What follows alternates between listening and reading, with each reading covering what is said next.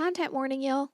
We have lots of fun making this podcast, but remember, we watch a lot of R-rated films, use language that reflects that, and joke about heavy topics to create levity around these themes. If that doesn't feel safe or could be triggering, please take care of yourself. We want you to have fun listening too. This also means we might not be suitable for children. Oh yeah, and we spoil the end of all the movies we pod about. Thanks for listening.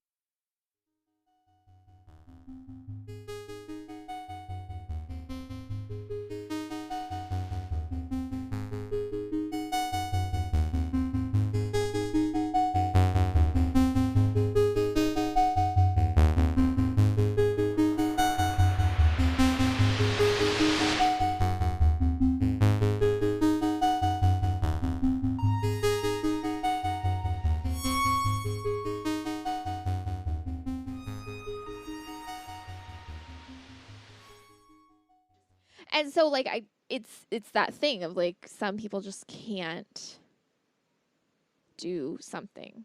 Like, it's not, but it's not about, like, money. It's not about, it's not about anything. About, like, brains are wired differently. Well, and here's the thing that we'll never be able to know, thanks to late stage capitalism.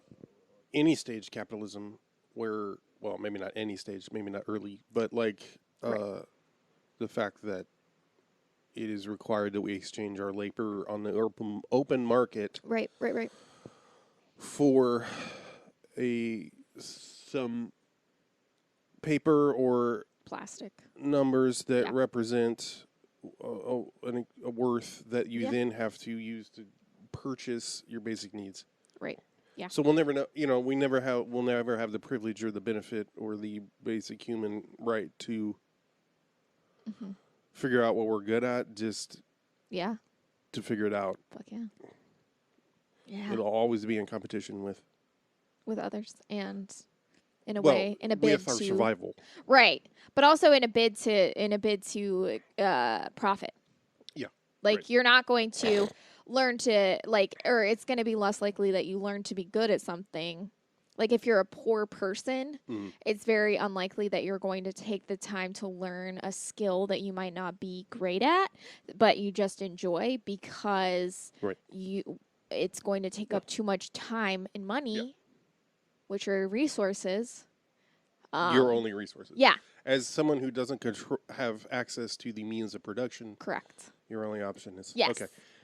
You guys can. Speaking of, check out our Patreon. Indeed. Patreon.com/ZNKpod. Also follow us on all social medias. We do social media and we do it. Swear to God. Barely. If you don't follow us on Instagram, I don't understand what you're doing. I know, yeah. Instagram is great. Thank you if you're listening. Yeah, no, for sure. And not doing anything else. That's great. If you have an Instagram, go to your Instagram right now. Type in Z&K Pod. Written out, not Poopy like, not dog. an ampersand. Poopy outdoor dog. ZANDKPOD. Zandka Pod.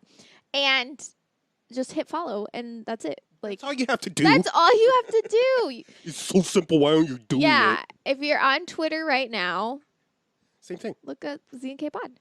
And who knows, because I only post links, so we might be shadow banned.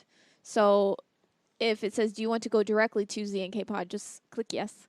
I assume that everything's shadow banned that isn't pretty much, got a blue check or like pretty much. Super verified TikTok, or whatever happens now. Legitimately the same thing on TikTok, just Z&K Pod. Chalky. Oops.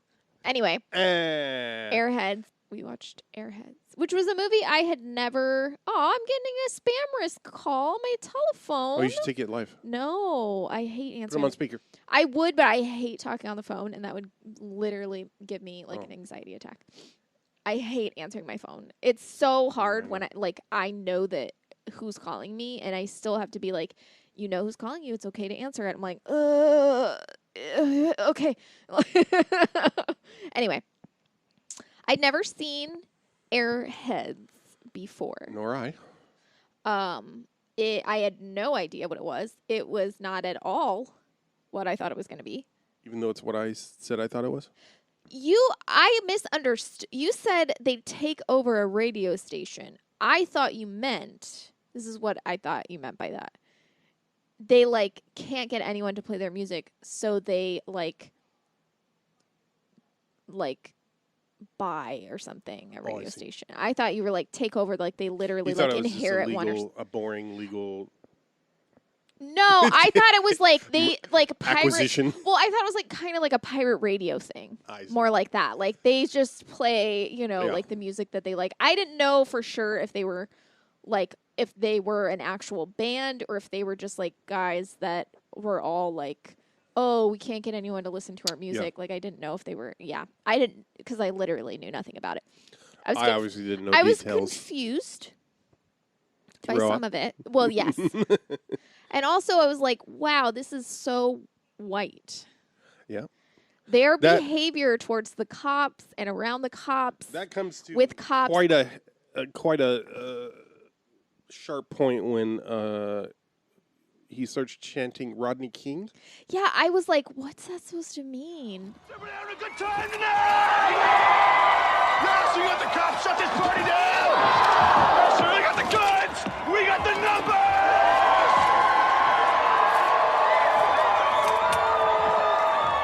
Rodney King! Rodney King! Rodney King! Rodney King! Rodney King! Rodney King! Rodney King! Rodney King! Rodney King! Holy shit. Rodney King? What's that supposed to mean? He's that guy. Like, I know who Rodney King is. I think at the time it was like the cop. Everybody knows the cops fucked this up. Yeah. Oh. I remember that being like, I remember when that happened. It was such a huge deal and it was such a big thing. But like they're chanting it, and I'm like, I mean, it's cool that like I don't know. I was like, I mean, also it was L.A. Right. And this is set in L.A. For sure. Yes.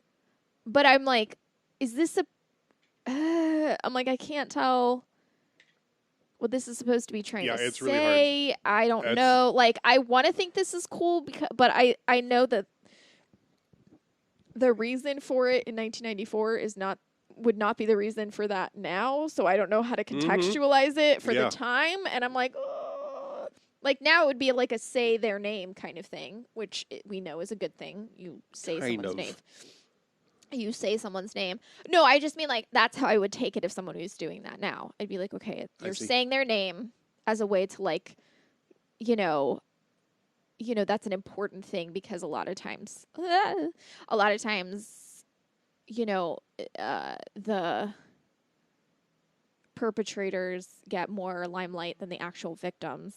Right. So like saying their name, drawing light is important. But back then, also he wasn't killed or he didn't die, right? Right. A victim doesn't have to be. Yeah, I know. Okay. We'll say their name. Right, but that's what I'm saying. Like, sorry. I mean, either way. Yes. Like, it's important that you recognize the victim and you, like, center the victim and not the person that did it in some ways, which is also tricky because they're like, we need to. Which I never know how to take that because everyone's like, we should name and shame the abuser. And then they're like, say the victim's name. And I'm like, which is it? I know. There's conflicting things. Well, that's the problem with when things turn into a slogan is it's unclear who the audience is. For sure. Or who. Never mind. No, yeah. No, that's, yeah. Context is important. I can't emphasize that enough.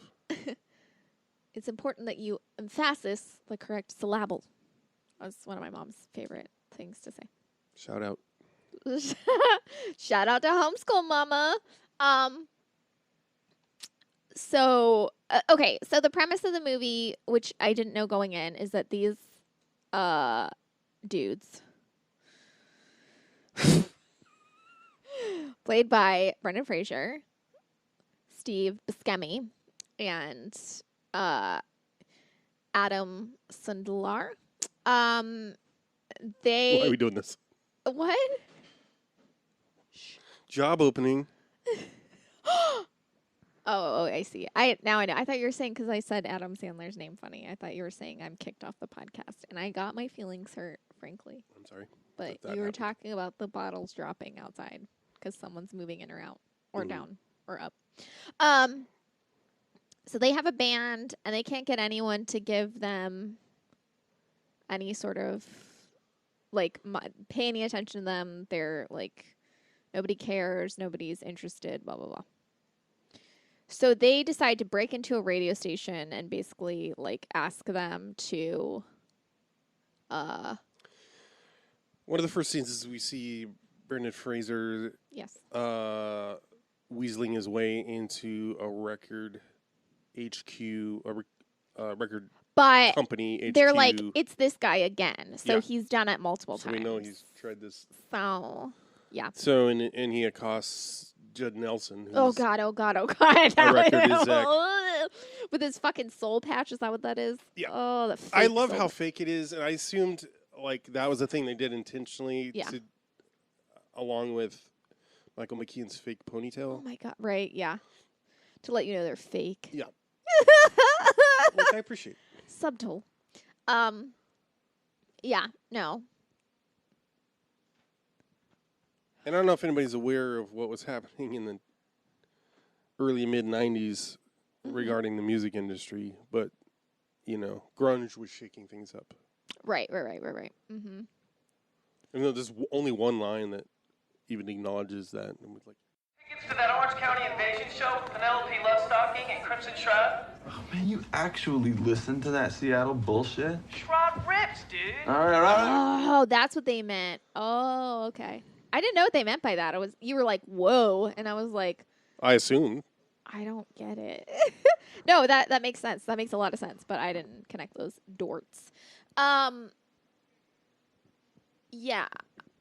Well, and specifically, I don't know if this is how I read the tone of the movie, because so much of, seemingly, at least, what grunge seemed to be a rejection of was all the, like, hair metal bands that came out of, like, Hollywood and L.A. of the 80s. Yeah.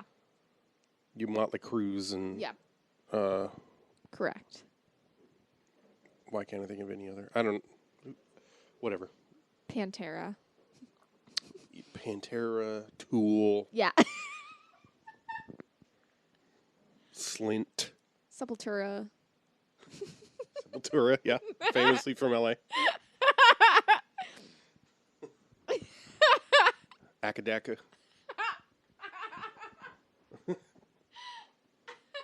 Guns N' Roses is an actual one. Yeah. Akadaka. That's what they're called down under, apparently. Ekadeka. Ekadeka. Anywho. Yeah, So, and then these guys are more in that lineage, right, yeah. even though they're not, like, glam at all. Like, it's right. It's interesting because it does feel like this was where my confusion was really, like, centered around it. Is that, like, it feels like it came out just a little too late. Like, I understand what it was trying to do, and it was like, I feel like this would have been a great movie in 1989. Right. You know, or like Exactly. the Yeah, tail I assume end it's of one of the those things 80s, where yeah. it was written in that time, and then it took Right. that long to get produced. But like what it's saying, I found it interesting because I do think that this is a theme that happens. I mean, I did appreciate. It was annoying, they kept driving it home, so it got a little bit annoying. But the Indeed. idea of like not being a gimmick, not doing something, like being recognized for what you're doing, not because you're the flavor of the month. And like not being signed to, like he didn't want to be signed to and I appreciate this because I relate to it in the sense of like not wanting to be signed simply because you're popular, wanting to be signed because your music is actually good. Right. And I feel that, and I think that that's something that's always sort of a common theme. Like it happens with TikTok. Like people will just like have 1 million TikTok followers and then they get an agent and they're being cast in TV shows and it's like, are they talented? Like, Yes. have they, but a lot of times the people, not always, but like a lot of times when that happens, it's like these people come from money, or these people like have a lot of money to put into their, and they have the time and they have the privilege and they have all this stuff, and people are like, let's give them something. And so you're like, okay, that's cool, but like, what about everyone else that is doing the same amount of work? Right. But doesn't have the money to go into it, so they're not getting the same amount of recognition. Like, it's that thing. It's that common theme of like, it's capitalism. It's like they're about making money. They're not really about what's good or what isn't. Yeah. And I don't know. I appreciated that, but I feel like it's hard. Like, it's like the tone of it feels dated because Yes. it feels almost naive in its yes, that's exactly rejection of. right. I mean, it's not that like everybody. I mean, It's like I don't honestly, it's the same thing that like listening to grunge now, or like right. Kurt Cobain wearing a shirt on the cover of Rolling Stone that says "Corporate rock still sucks." Right. Right. It's that thing of like, the message isn't wrong, but like you're using like a Hollywood film to drive home this message. Well, that, and also that that just because something is popular or whatever doesn't make it good. And you're like, okay, but you're trying to be the #1 movie in America, because that's what every movie that's put out by a studio is trying to do. So you're doing the thing that you're. Well, it's also they get popular because they cause a scene. Right. Exactly. Right. No, for sure. Yes.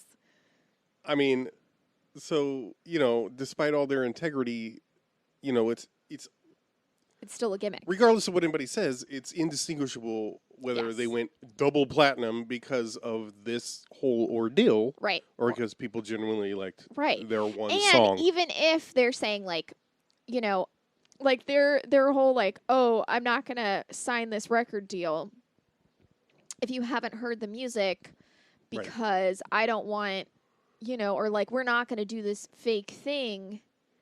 Like, it's still a gimmick. Right. Them like being like, also we're going to stand established here in front of this camera and like beat our really expensive gear that we asked you to get for us, that you're getting for us because we signed this contract to do.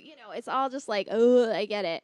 I could see how this might be a fun movie if you're like 15 and it's 1994 and you're watching it. I would have fun watching this. I don't know. Maybe it's more. If I was maybe it's 15 in more critical and cynical than it actually feels on the surface. Yeah. Maybe that's the whole point. Is Yeah. Like, wait a minute. Yeah, I didn't think about that. That's a good point. But yeah, I maybe I don't know. Showgirls is a good movie. God, we gotta do that. I fucking love Showgirls. We do. Is that in the 90s though? Yeah, Showgirls is like 96 or 97, something like that. Okay. Because I don't think you haven't heard David Schmader's commentary. No, right? I haven't. Okay, we gotta get. I want to get a hold of that. I've shopped around for the. Yeah. As far as I know, that's only on the DVD that comes with the VIP edition, which is a box set. Mm-hmm. That also comes with things like shot glasses and pasties. Oh my God. And or like pin the pasties on the Showgirl type of game. I swear. Oh my God, that's amazing. That's amazing. Yeah, I got it for my friend, for Alex. Yeah. We were so into that movie. David Schmader's a Seattle person who, for years, would do a live showing where he would do commentary along with the movie. Yeah. And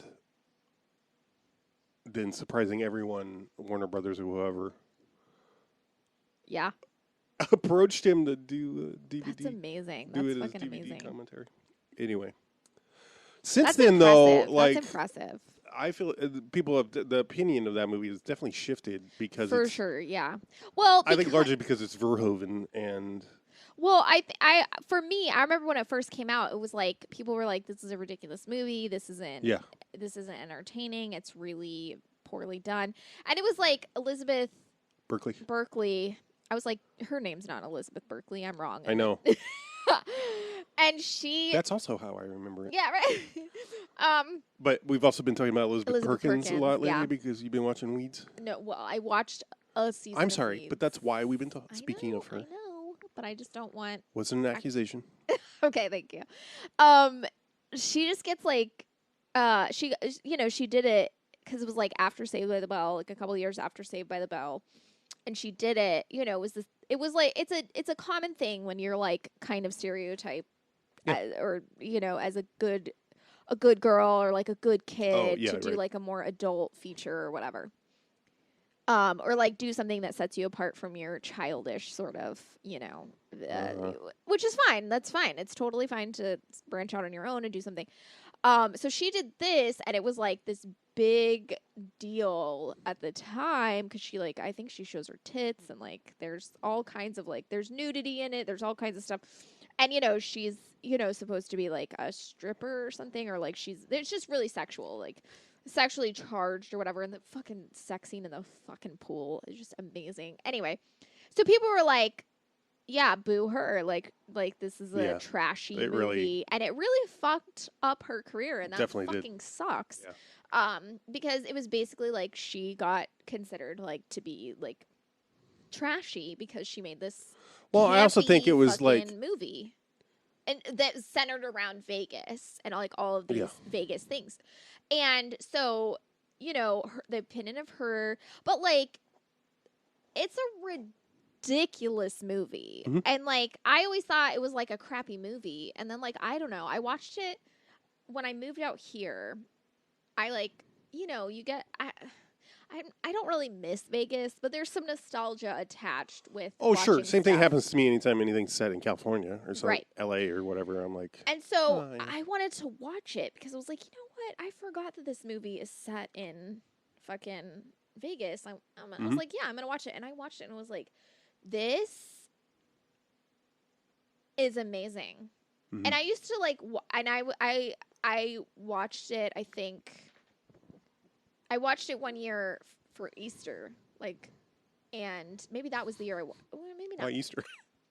Just happened to be, I was like, oh, it's Easter. That'd be really funny to watch Showgirls instead. Because when I was growing up, you watch, like, the 10 Commandments and all that shit. And so. Also weird. Oh, yeah. But, like, there was always, like, religious movies that you had to watch. You should watch The Last Temptation of Christ. I was not allowed to watch that. I was never allowed because it was blasphemous. Yeah. So blasphemous. So blasphemous. So blasphemous. Anyway, so I watched it and then I like posted on Facebook and I was like, I'm watching Showgirls for Easter as God intended or something like that. And that's what prompted my sister to send me a message to let me know that the things that I say are offensive. But she's not racist against gays. She's not racist against gay people. Direct quote. But I am going to hell if I don't like stop being a homosexual. Is this the sister that had a relationship with a 40-year-old? No. As a teen? No, this this is the sister that married a blind preacher and would prank him by moving the furniture around when he wasn't home so that he would trip when he got back to Guten Prank. Yeah, right? And she would put tape in the doorways and things because he couldn't see it. Isn't that funny? That's super funny. Hilarious. Yeah. What a crack up. We love ableism here. We're all about it. So, yeah. I like how she would How's she doing now? She would do shit like that. And then she was like, you're going to hell because you're gay. Just on account of gay. Anyway, they're divorced now. So. No. I know. It's so sad. I hope he's doing all right. I think he's fine. So, yeah. That's cool. I haven't watched it. I don't think since I moved here. So Showgirls. Over a decade. Yeah, but I was like, this movie's actually, like, every time I watch it, I'm like, this movie's actually fucking amazing. Like, like, when you're, like, when you first hear, like, I don't know, when I guess I relate it to being younger, and you're told, like, this movie's crap. You're like, oh, this is a crappy movie. It must suck. And then you watch it, and you're like, yeah, it's not that good. And then, like, you start to develop more of a taste. Yeah. And, like, understand cinema, and, like, as your cinematic palette, becomes as your more... brain grows. Yeah, as your brain grows and your cinematic palette gets more defined and refined. and then you watch like these schlocky or like shitty and I don't know, for me, I like Basket Case and fucking and Chud and like, was it Prom Night? Oh, Prom Night. So good. Oh, I'm trying to think of other ones. April Fools. Yeah, like so many movies that are like don't necessarily have like critic acclaim. Yeah. But like will hold like sort of like a popular, be popular, in the a cult following. Yeah. And you watch it and you're like, I get it, because this is fun. This is actually a lot of fun to watch, or it's actually saying something. Like it's more intelligent than people will give it credit for at the time, especially. Yeah, I mean, and I feel like if a movie, it doesn't matter what a movie's reception is when it comes out. It's like, how's that movie received 10 years later? Right. And that's really and I mean, I like know that Tin kind Cups. I know that sucks in regards to like a movie like doing well, or like someone getting notoriety or something for doing something. But like, if your movie can't last 10 years, it probably wasn't very good, And it probably, if after 10 years, people aren't talking about it, nobody cares, and everyone's forgotten that this movie ever existed, but it was number one at the box office. I mean, like, who's talking about Ishtar now? It's fair. It's fair. Anyway, Airheads. Who is it? The fucking... Where did it come from? Him and his girlfriend thing. Oh my God. That could have been put to rest. No need for it. I mean, the first I feel like the only reason she's in there is it to be a joke that she's the abusive one. I don't fucking know, man. Which, with the... Also, did he write the song for her or not? He did not. He did not. Okay, he says, I wrote it before. And then when they're making up, he says, I wrote it for you. Yeah, and that is done in the very beginning. Also, that is repeated. Or the first time it happens is when they're breaking up. Mm-hmm. Yeah. The first time, when she kicks him out of the apartment. Yes. And then it happens again at the studio. Mm-hmm. So it's supposed to be a running joke. No, but this is the thing. That's what I'm saying, though. I don't know what the joke is supposed to mean. I don't know if it's supposed to be like, well, you'll never know. Because this is what happens. He says, I wrote the song, like in the beginning when they're fighting, he says, I wrote the song for you. And she was like, you wrote it before you even met me. Then later at the studio, when they're arguing, she says, you wrote that song for me. And he says, I wrote it before I even met you. And then when they're making up and he's about to say, I love you, I guess for the first time, he's like, come on, I wrote a song about you. Because he doesn't want to say I love you. So he's like, I wrote a song about you. And she's like, okay, well then you can just say it or whatever. So I'm like, what? Yeah. Like he says, it's said that he writes the song for her more than it's said that he doesn't. So that's where I'm like, yeah, there's lots of contradictions in this movie. Yes, and their whole dynamic, bad, just awful. Yeah. And no. Not funny. No, it's not funny, and it's really boring, and frankly, I don't understand. Yeah. Because I don't actually believe that, especially in the 90s, especially for like a metal band, that some girl who financially provided for him until he got famous is actually going to be kept around and taken care of when he's famous, and he's not going to just fuck around with all the new people. You can't think, especially when he's important. like 22 or whatever the fuck. Come on. Nobody believes that. Nobody believes that. I'm too cynical, man. However, Chris Farley in this movie. Oh! God. Everything he did was amazing. Every scene, hilarious. Every motion he made. His facial expressions, and his physicality. Every move he made, every facial expression. I hate that he's like lumped in with the every fat comedian. I know. Who died at a young age, like John Candy.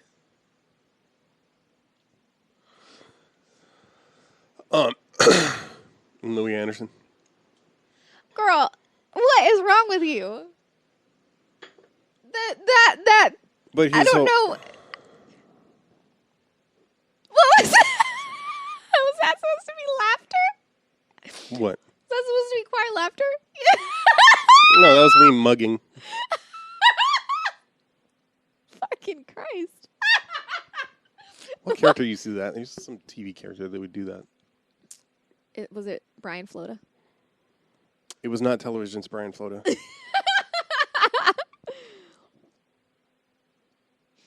Mr. Farley. Mr. Roper. On Three's Company. Three's Company. Here I we go. see. Had his own jokes.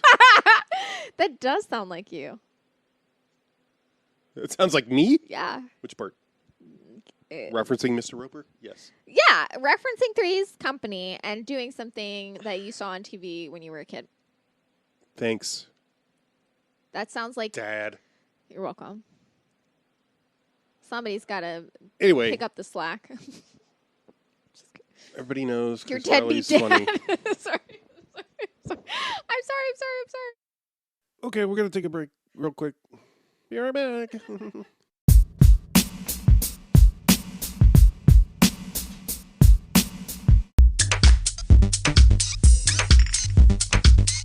Joe Mantegna. Joe Mantegna and his eyebrows. His perfectly symmetrical, asymmetrical eyebrows. Like, they're exactly the same, like, shape, but they're in different positions. And it's so confused. I'm like, what? How? Like, they're so perfect, and yet... I don't want you to take this the wrong way, but in general, you notice eyebrows a lot more than I do. Yeah, I do. I used to draw them. I used to literally have a piece of paper that I would draw different shapes of eyebrows on. Look, I used to draw dicks and balls all the time, but I don't notice them in movies. Yes, you do. If you see a dick and a ball...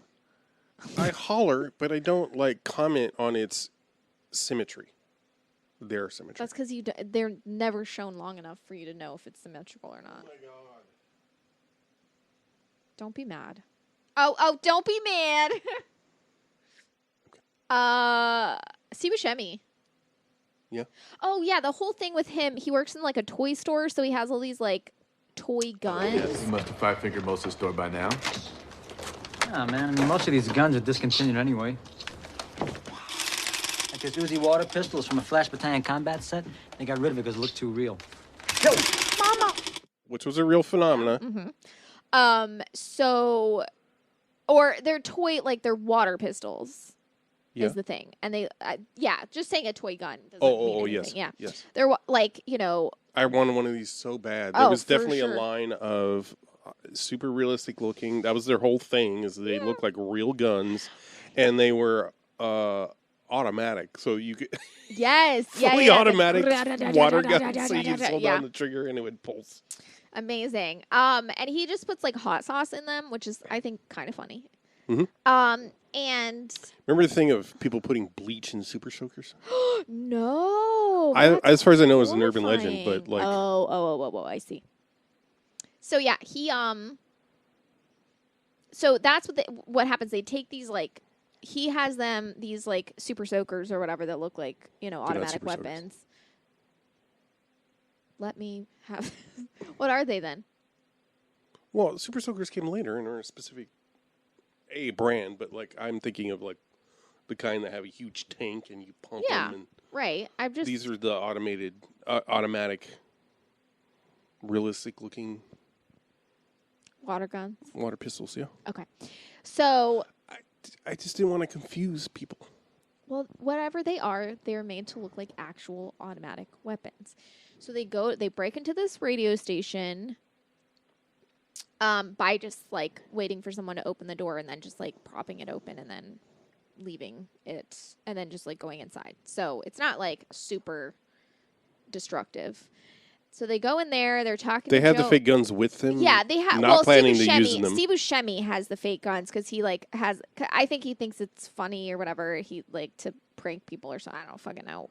He says something about, like, going down, like, Hollywood Boulevard and, like, shooting, like, record execs in the face or something with. Well, he hot says sauce. if anybody tries to pull some shit. Oh, okay.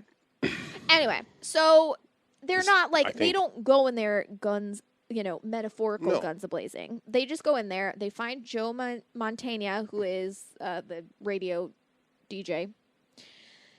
And Also, his show is established as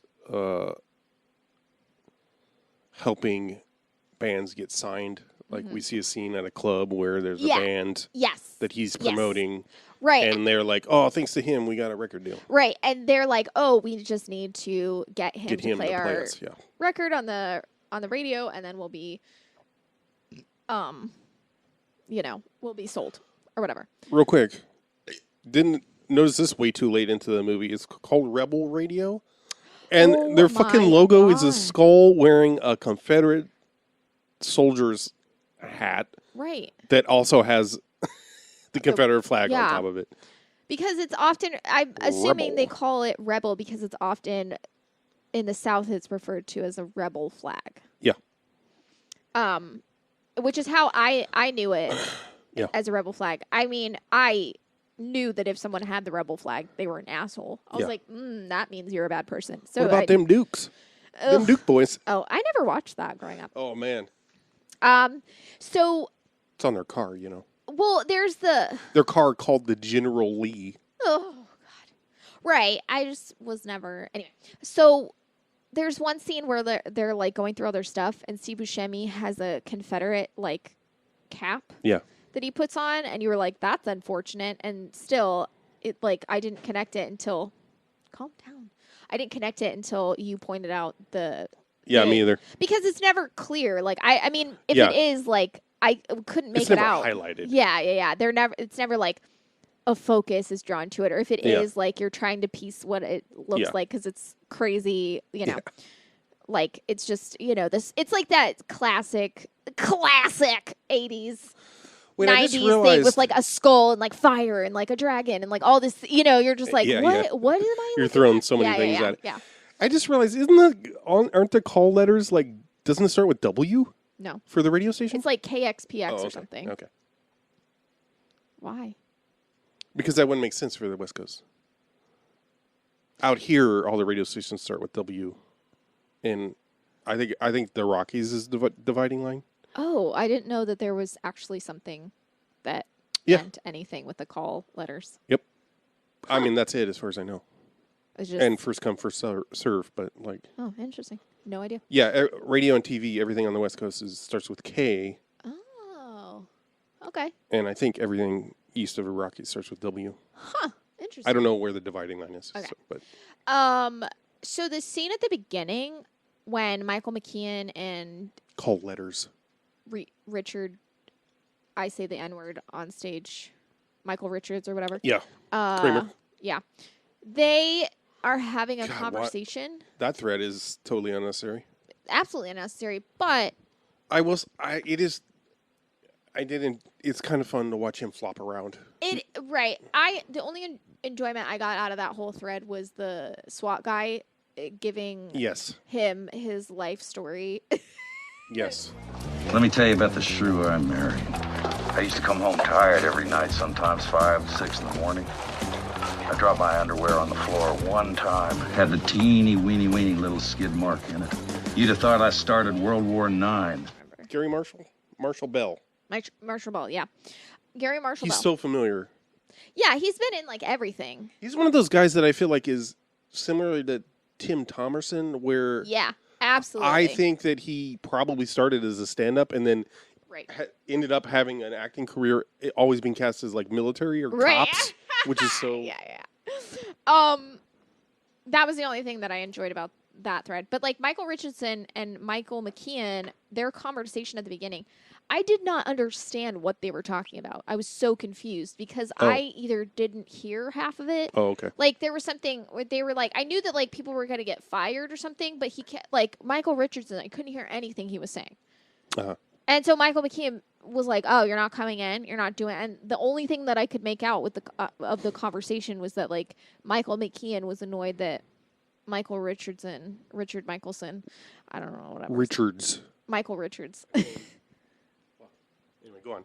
Wasn't coming in or whatever on the day that he had to like I don't know. And he's like, "When are you going to tell her?" I figured that he was like firing people, but I didn't know that it was like for easy listening or whatever. I don't know. Like, I don't. missed We're not all supposed of to know that. that at that point. I don't think. I was like, but that was the thing. I couldn't tell if they didn't say anything because I had such a hard time following that conversation. And I wasn't not paying attention. I was just like, I cannot figure out what they're talking about. I couldn't tell if it was something where we weren't supposed to necessarily know. Yeah. Well, this is beautiful. Well, I try to be a team player. Oh, I'm going to need you to come in tomorrow. I'm cutting loose a lot of dead weight. There's going to be a lot going on here. Oh, boy. What's the problem? Well, I've been having a little bit of itching on my, I mean, it could be hemorrhoids. I don't want to hear that. No, John. I know. It's just that I made an appointment with my proctologist to get some type of cream or something. So you're going to leave me high and dry, huh? Oh, that's a nice team attitude. Well, I suppose I could come in for most of Saturday. And Sunday. Well, yeah. Anyway. I think all we were supposed to get is that there were going to be layoffs, and you wanted him Right. there basically to, Lay them off. either be the fall guy or to help him Right. Yeah. have Red Bull numbers, people, yeah. like not get attacked or something. That scene read to me now, who knows, as like they were given space to improvise. Wow. That's what it felt like to me. It was so weird. Yeah, it just was so weird. It's not terribly informative. It's not informative, and also I was like, "What's the tone? What am I supposed to be Yeah. gleaning here? Like, Yeah. I don't feel like." Well, that's why it felt yeah, that way to me. Yeah, is yeah. that we were like, okay. Steve Buscemi plays. I'm assuming a transmasculine character. I'm just kidding. He just looks like his. As I said, my former bandmate in 10 years, if he's lucky. Yeah, if he's lucky. Oh Lord, he just. I don't think Steve Buscemi has an ugly face. He has a strange face, a unique face. I don't necessarily want to look like him facially, but other than that, like his whole getup, the way he was like presenting himself, like all that, I'm like, that's what I want to look like. I just watched like 30 seconds of him on Bobby Wygant. God bless the Gobby.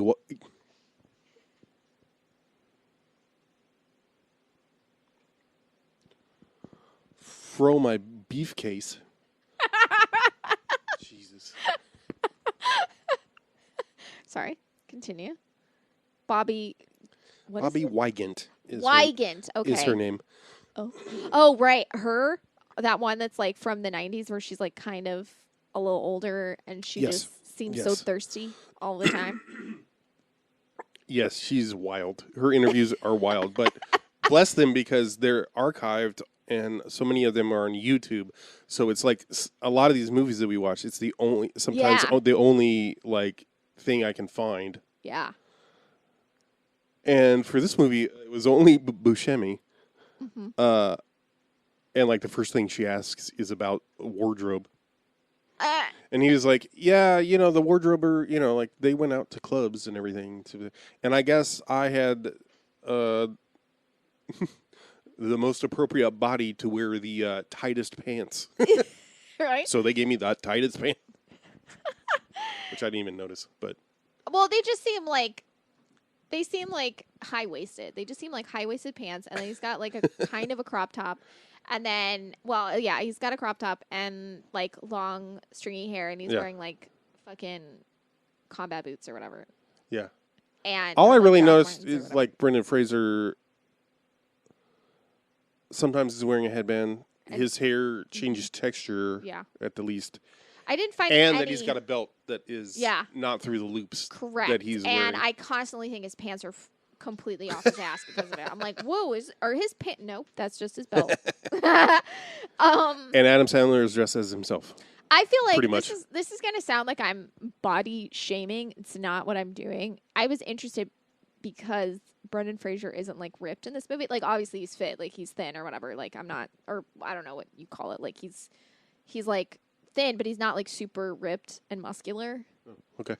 And I was just like, oh wow. Like there was a time when he was just the hot guy without like having to do that thing. Yeah, And I mean, was, like, I feel like that super existed into the 90s. You Right. could, I was like, you oh could my be God, slim right. and considered hot. And Right, you didn't without- have to be ripped or whatever. And I was like, oh my God. I was just like, that was something that, like, I was like, whoa, he doesn't have a fucking six pack. I mean, obviously he's skinny or whatever. He's Yeah. not like whatever. But yeah, I was like, oh wow, okay.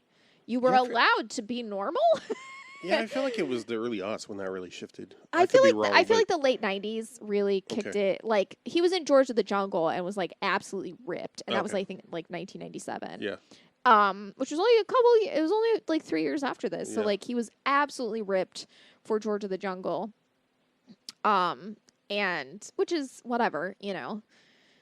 But then the Mummy happened, and you know his whole body got destroyed. Yeah, Jesus. Brendan Fraser in this, I don't feel like he stood out, and it was impressive. He was singing, as far as we could tell. He was the. It really person- sounded like him. Yeah, but Well, this to be wasn't. fair, nobody stands out. Yeah, Steve Buscemi did a little bit for me. A little, but yeah. that might be just my transmask ideal. Well, here's the thing: is I feel like because they're supporting characters, they are allowed to have like little. Mm-hmm. I mean, they're kind of 2D, right? For sure, But it works. Yeah. Because it's funny and. Oh God. You know, I'm not a huge fan of Adam Sandler, to be sure. Yeah. But he's capable of being funny. Oh, absolutely. Right? Yeah. I mean, it's like Chris Farley stands out because he's Chris Farley and he's hilarious and amazing. Yeah. And so Ernie Adam Hudson's Sandler in is this good at and what they doesn't- give him, you know? Yeah. Ernie Hudson's in this and like nothing. No, it sucks. You're really fucking something up if Ernie Hudson's in this and he's just blends into the background. I It's feel like like he girl- often gets Yes. the short end. But yeah, let's talk about Ernie Hudson and Reg E. Kathy. And I also want to acknowledge Yvonne, played by Yes. Michelle Hurst. And I was like, what do I know her from? I know her from something. yeah? And then I was like, oh, right, Orange is the New Black. Oh. And I know all these people. I knew Reg E. Kathy from Oz. Oz. Yeah. It's all prison. Interesting. Media. Where I recognize all the black characters from. Or actors. Yeah. Adam Sandler's character's thing with is kind of great.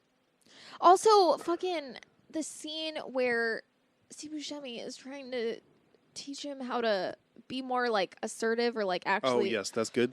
Oh, and when he's yelling.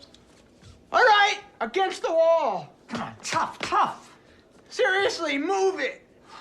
I'm not scared. Come on. I'm gonna stab your heads off. With what? With my dick! Yeah! And blood's gonna come out of your head! There's nothing you can do about it, because I'm a madman! That's good. It kind of hurt my throat. There was like some actually like There are some funny good comedic bits moments in this. Oh, when Steve Buscemi says, "Look at all the look at all this Poonie? Poonie? We can leverage this to get all. Poonie? Poonie?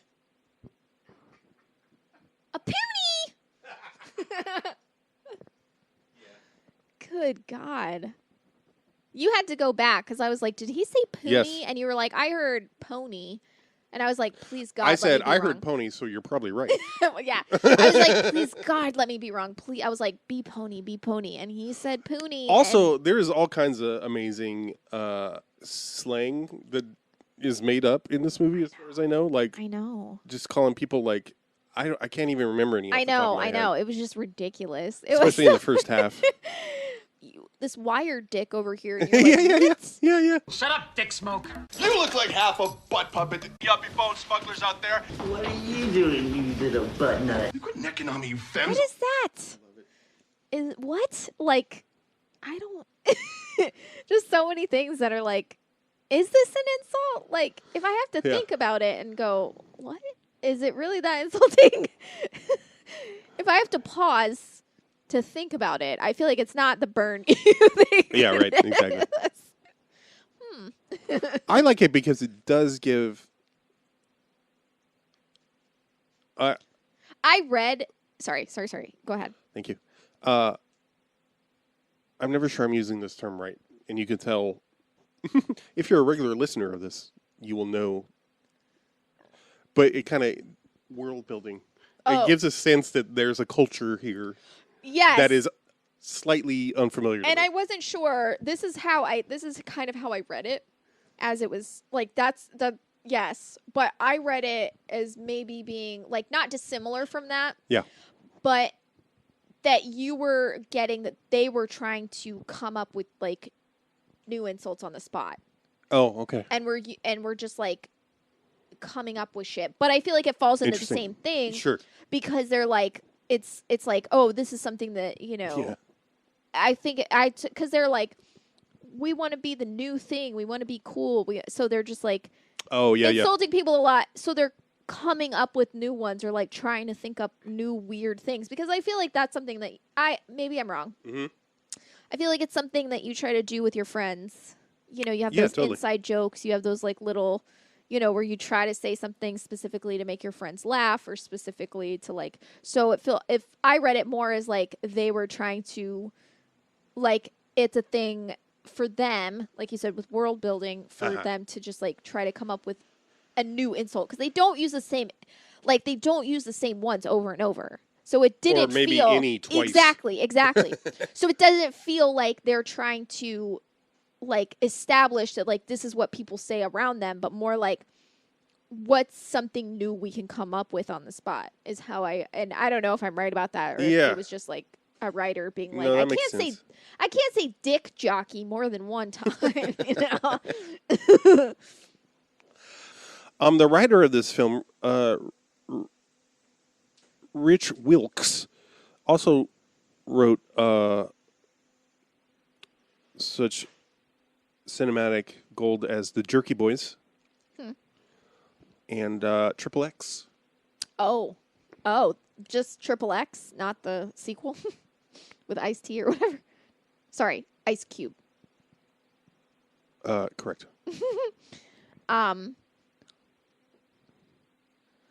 So very few credits. He also, before this, or it came out the same year as a movie called The Stoned Age. Oh, wow. Joe and Hubs are a pair of rockers who are on a quest for chicks.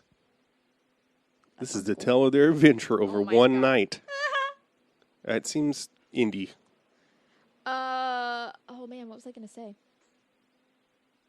Oh, the part that we both were like, oh wow, where it's got the news anchor talking about. Yes. Oh man, this is complete bullshit. And I quote, white urban males are the least likely to elicit tears from a city already beleaguered by people with real problems. The mayor is on holiday in Tijuana. It's like the least, like, sympathetic. Yeah, of everyone, and I was like, damn, fuck.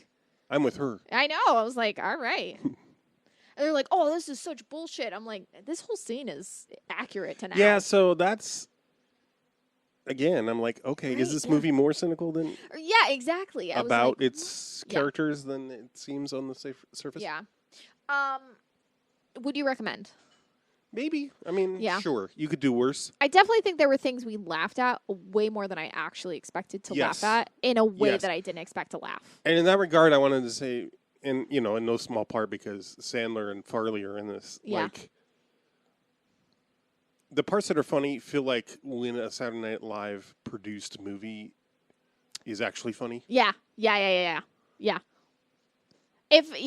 Like A Night at the Roxbury when they're loading the van and they're just throwing all of the plants into the van and acting so like begrudged to be doing that. Yeah. Oh God, shit like that is so funny to me. When stuff is happening in the background that you're like, not necessarily, that doesn't matter, but it's done dramatically or like overly dramatically to a point where it's like you can't help but notice it. Oh my God, I'm always gonna laugh at that shit. Yeah. Yep. It's always gonna be funny. Yeah, I think it's an interesting movie. I think it's something I'd love to hear people's opinions on it, honestly. Yeah, I'd like to hear what you have to say. I think and the more we talk about it and that I think about it, it's full of contradictions, and the more I think about it, that's got to be on purpose. Right. It's a it's a movie of contradictions. It's super interesting. And I will say that right at first, I'm like, really? Joe Mantegna seems like the wrong person to be in this. And, like, I think it could have been cast potentially better, but I do warm up to him. Oh, I don't think John. Here's the thing, though. I feel this similarly about Joe Mantegna that I felt about Ernie Hudson. Is not so much that it was like I thought he was poorly cast. It was just like he's not done. No one does anything with him. Right. I mean, like you say, like as the film goes on, he kind of gets more. I don't know. Something. He sticks around the whole movie. Well, I mean, and, he's like, kind of just a cynical asshole at the beginning, and then he sides with like the guy. He gets caught up in their... The scene where they have a cop, what's his name, pretending to be a record exec from Ghostbusters. Harold Ramis. Harold Ramis, yes. When they're like, so good. oh, God. That scene is so good. You should just put that clip in here. So. What side did you take, Halen or Roth? Van Halen. He's a cop. Oh, come on, guys. Oink, oink. It's strictly a judgment call. They sold a lot of records after Dave left the group. Come on, one more question. Hey, come on, cheers, one more. Right. Who'd win in a wrestling match, Lemmy or God? Lemmy. God. Wrong, dickhead. Trick question. Lemmy is God. Oh, come on. And then fucking Lemmy in the crowd. So good. Yeah. Like, used to edit my high school newspaper. Or whatever it is. Right. You fucking hollered your ass off when that happened. Because it was so ridiculous. Also, like the moment that Brendan Fraser is like, I used to play D&D in high school. I'm like, okay, Eddie, like, 100%. Oh, I was such a nerd. 100%. I used to play. I That thought was- that scene was pretty good though. I'm like, and like someone else in the crowd is like, I played D&D too, and everyone's like, I did the same thing, and I'm like, yeah. The whole point is like, I felt with that. I'm like, yeah. What you're I saying think it is is worth noting too. There's the one black character in the crowd right. Yeah. Yeah. that you don't see any other time. Correct. But also, I'm like, yeah, because like that, like a lot of and I feel like Stranger Things does a great job of, especially in this, the fourth season with Eddie. Yeah. There's a lot of overlap with like nerd culture and metal culture. Yes. There's a lot like Dungeons and Dragons, like fantasy, like fucking songs about Lord of the Rings, like yeah, right. like shit like that. Like Lord of the Rings was like a huge thing for metalheads. Like this is something that like, it's seen as nerdy. Oh yeah, Kurt Loder as himself. Yes. Oh my God. Forgot about that. I know. Fucking Rob Zombie, White Zombie's in this. Apparently they were gonna have another band in it. Oh, the writer's in the crowd too. Fuck, I can't remember the band. It was in. Oh. Like, is it Suicidal Tendency? I don't know. Some band. I don't remember what band it is. They were in Ace Ventura, Pet Detective. I don't remember. Oh yeah, Beavis and Butthead. Call in. Fucking Mike Judge plays Beavis and Butthead in this. Yeah. I know.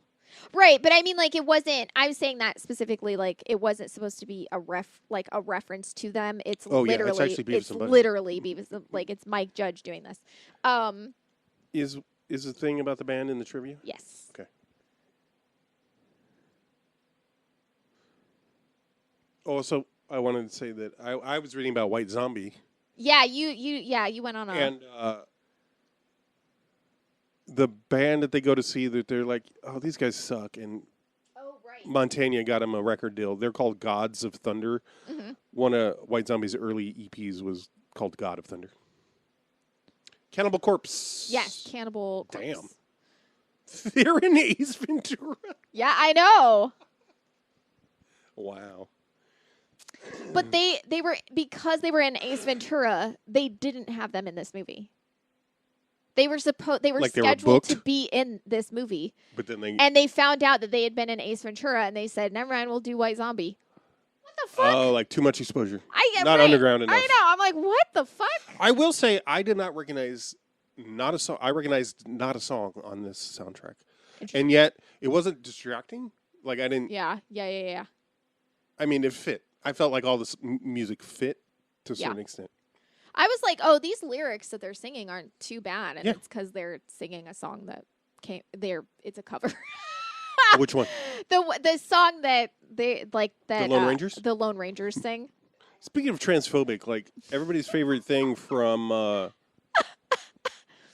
Mighty Boosh was a character called Old Greg, who was a man with a vagina who lived under the water.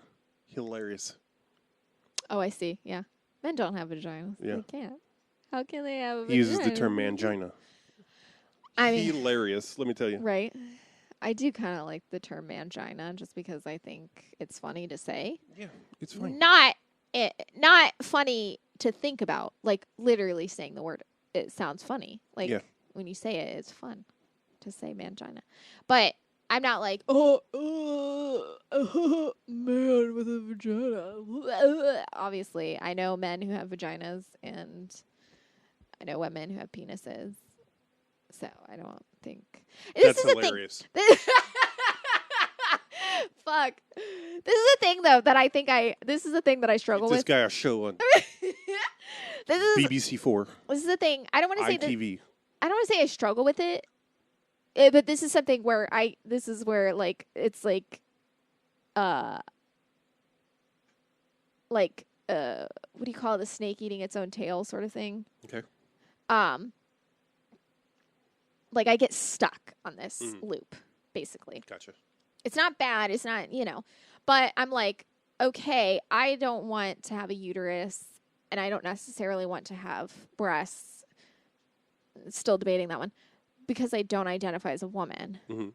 But I don't think that any genitals define your gender. So I'm like, how can I not, if I don't think they have a gender, then why do I feel gendered with if I don't? Oh, so yeah. like that, I guess I'm like, if I don't feel Yes. that gender, because I can see like, they're like, I follow a lot of like sex workers and like a lot of trans sex workers. And so I'll see like men with vaginas on my timeline, women with penises. And I don't think she's hairy for being a girl. I know that it's like, just because there's a vagina, I recognize that this person is like Yeah. a man or like, trans mask or whatever, and vice versa. Like, I don't see a penis and relate it to any sort of sexual identity or not sexual identity, gender identity. That's what I meant. I don't do that. So I don't understand why I do it with. I know that it's about like changing your body to what feels most comfortable, and that's not what I'm debating. What I'm debating is like I don't actually feel that genitals are gendered in any capacity because it doesn't make sense. Even biologically, that genitals would define a gender. That doesn't make any sense because people are intersex. People are, there's all kinds of things that can define gender that have nothing to do with genitals. So yes.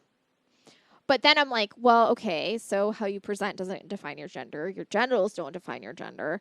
How you, like how other people identify you doesn't define your gender. So what does? And then I'm like, wait, I guess you define it, but like if you're defining, but if it's, well then what, like, I don't know. I just get really stuck on like, am I being transphobic by not wanting to have boobs? Well, I think it's the same thing that, and I hate to draw this comparison because of, it's a very slippery slope. I'm not saying you're whatever race or ethnicity you feel like. Correct. Not at all. You can't do that. Nope. But what race and gender have in common is that they are made-up concepts used to create hierarchies that can be enforced that are based on nothing. Yes. Yeah. Right. The human race is one race as far as right. Yeah. Where we taxonomy. Yeah. You know what I mean? Like and that doesn't, evolutionary biology. Correct. And that doesn't erase like any sort of like ethnicities or any sort of like racism or anything like that. Like the concept of racism or the concept of race is false. Right. And this is because a lot of either you're ignorant or you're intentionally being you're a white supremacist will make this argument that like Okay, well, if race doesn't matter, why do you keep bringing it up? Right. It's fake, but it's like money also. Right. Money is fake. Money's fake. That is a human construct. Correct. But it determines whether you have housing. Like it's so yeah. integrated into Correct. human relations Correct. that it affects, it Correct. touches everything. Yes. So it's fake. Yeah. But also it's very important. Right. Because it has been made so. Correct. Yes. Humans have done all of it. Correct. To one another. Yeah. It's not handed down from an external source of any kind. Right. Supernatural or anything. Nature, none of it. Yeah. Yeah. And I think that's something. But that leads to a lot of very confusing cul-de-sacs of reason and logic because both things should not be true. Yeah. But you have to, anyway. Yeah. No, I digress. Yeah, no, I mean, that's why we're watching Brendan Fraser movies.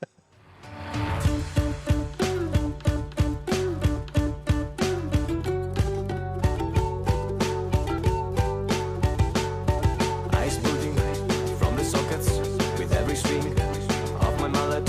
I special fucking heading until it's shipping through the cracks. Blood does leak, distorted beauty, catastrophe, steaming slop, splattered all over me.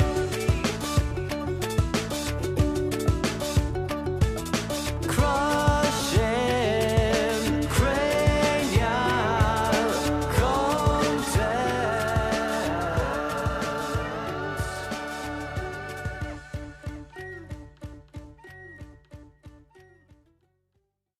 Shout out to Homeschool Mama.